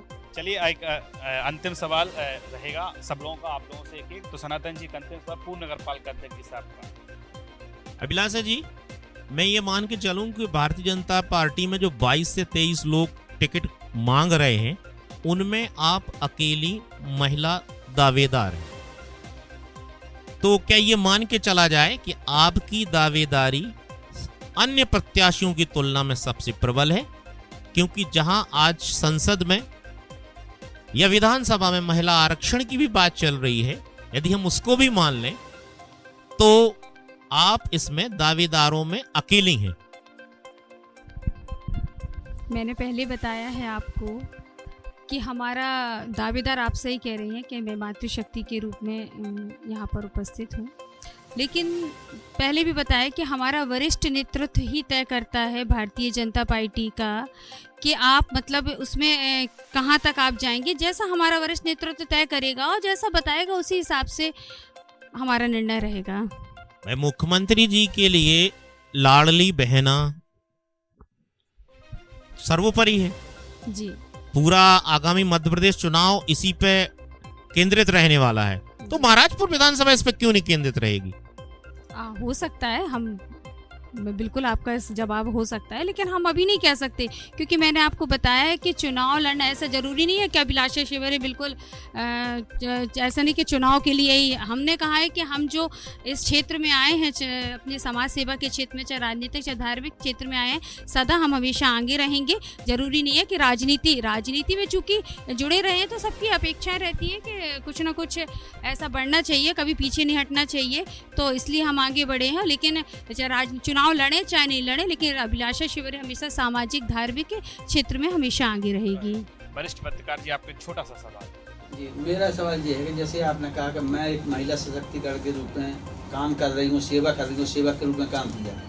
ललिता जी बड़ा महाराज चुनाव लड़ी थी, वो चुनाव हार गई। हो सकता है कि वो भी एक परदेशी के रूप में यहाँ आ सकती है, महिला के रूप में। तो आपको कैसा लगेगा कि वो पूर्व मंत्री है, पूर्व विधायक भी हैं, वो भी दावेदारी ढूंढ सकती, चूँकि सीट तो हुना अर्चना गुड्डू सिंह छतरपुर में देख रही हैं, तो ललिता जी भी तो तलाश रही हैं, तो उसमें आपको नहीं लगेगा कि और कोई महिला कितनी आ सकती सामने? नहीं, फिर अभिलाषा जी क्षेत्रीय बनाम बाहरी का विषय रख सकते? नहीं देखिएगा, हमने पहले तय किया है, पहले ही आपको बता चुका कि हमारा वरिष्ठ नेतृत्व तय करता है और हम ही सभी लोग संगठन से जुड़े हुए हैं और हम लोग हमारा प्रत्याशी कमल का फूल है। मैं और देखिए क्षेत्रीय और बाहरी का मुद्दा तो ये जनमानस की बात रहती देखिए, है। मैं तो हम समाज लोग सेवा पार्टी हूँ, के सेवक बेटी हैं। बचाओ बेटी हुए काम करता हूँ। अगर महिलाओं को मिलता है तो हमारी जो शुभकामनाएं आपके साथ हैं। जी, जय बहुत हिंद। बहुत धन्यवाद। वरिष्ठ पत्रकार जितेंद्र शर्मा जी, एक छोटा सा सवाल जल्दी से। जी, मेरा सवाल दीदी से है। मेरा सवाल ये है कि अभी सांसद प्रतिनिधि जी ने बताया है कि जो केंद्रीय मंत्री के काम होते हैं वह एकदम गुणवत्ता के काम होते हैं। अभी कुछ दिनों पूर्व गरौली में एक बेटी विवाह वाटिका नाम से कोई हॉल बना था। हाँ, उसमें स्वयं एक केंद्रीय मंत्री ने उसकी गुणवत्ता को लेकर सवाल उठाए थे जब वह उसका लोकार्पण करने गए थे, उद्घाटन वगैरह, वो नाराजगी व्यक्त की थी। और अभी कोरोना काल में भी केंद्रीय मंत्री गायब रहे, उनके पर्चे भी लगे रहे, तो इस प्रकार की क्यों ये बातें चलती रहीं? देखिए, क्योंकि सांसद प्रणीत तो जवाब मैं दूंगा इसका, मेरा फर्ज बनता है। बिल्कुल आप भी बात है। पहली बात गररोडी की बात रही तो निश्चित रूप से उन्होंने नाराजगी व्यक्त की थी, उसमें सुधार किया गया था, उसका पैसा रुका गया, ठीक है। दूसरे रहा कोरोना काल में सांसद जी ने अपनी रीति रिवाज जितना सामान बांटा गया था वो रहे। दूसरी चीज़ में कोरोना काल में खुद बीमार थे, उनकी धर्मपत्नी कोरोना में ग्रसित थी, जिनको निकलने जैसे ही कोरोना से हुए वो बाकायदा क्षेत्र में आए, हम लोगों के माध्यम से बाकायदा जुड़े रहे, उनके द्वारा चाहे मास्क वितरण हुआ हो, हम लोगों ने भी कोरोना काल में चाहे निःशुल्क रसाई चलाई हो, चाहे निःशुल्क दवाइयाँ बांटी हों, आप लोगों ने भी देखा है। तो कहीं ना कहीं हम लोगों ने भी तो काम किया और उन्होंने ही बात करते रहे, जो कमियाँ होती थी चाहे हॉस्पिटल में गए उनको दूर किया गया। हो सकता है कि बीमारी कारण से उतना समय नहीं दे पाए हों। अब ये राजनीतिक ये तो दोष प्रत्यारोप लगाए जाते हैं कि क्यों नहीं आए, ये नहीं आए, लेकिन शायद इतना सरल और सहज सांसद नहीं मिला है। चलिए अब हम इस प्रोग्राम को समाप्त करेंगे। हमारे बीच में आज बैठे हुए थे वरिष्ठ समाज सेवी सनातन रावत जी, वरिष्ठ पत्रकार, वरिष्ठ समाज सेवी संतोष गंगेली जी, वरिष्ठ पत्रकार जितेंद्र शर्मा जी, और हमारे आज के मुख्य अतिथि थे पूर्व नगर पालिका अध्यक्ष, वर्तमान पार्षद और भाजपा के विभिन्न पदों का दायित्व निभा रही हैं पूर्व नगर पालिका अध्यक्ष श्रीमती अभिलाषा शेवहरे जी और सांसद प्रतिनिधि धीरेन्द्र शेवहरे जी। इन्होंने विधानसभा 2023 में भारतीय जनता पार्टी से महाराजपुर से अपनी दावेदारी की है। इनको एसएस मीडिया की ओर से शुभकामनाएं, बधाइयां कि आप जरूर टिकट लेके आइए। जो मुद्दे हम लोगों ने आपसे पूछे हैं, जो सवाल आपसे पूछे हैं, जो सवाल रह गए हैं, जो आपने सपना देखा है कि हम विधायक बनने के बाद जिस सारी चीज़ों को पूरा करेंगे, आपको चैलेंज मिला था नौगांव को, आपने उसको पूरा निभाया। अगर आपको पार्टी विधानसभा का चैलेंज देती है, उस पर आप खड़े उतरते हैं, तो जरूर इन मुद्दों को आप कराइए। आपको ढेर सारी एसएस मीडिया 24 परिवार की ओर से शुभकामनाएं। जय हिंद, जय भारत, बहुत बहुत धन्यवाद। बहुत बहुत धन्यवाद।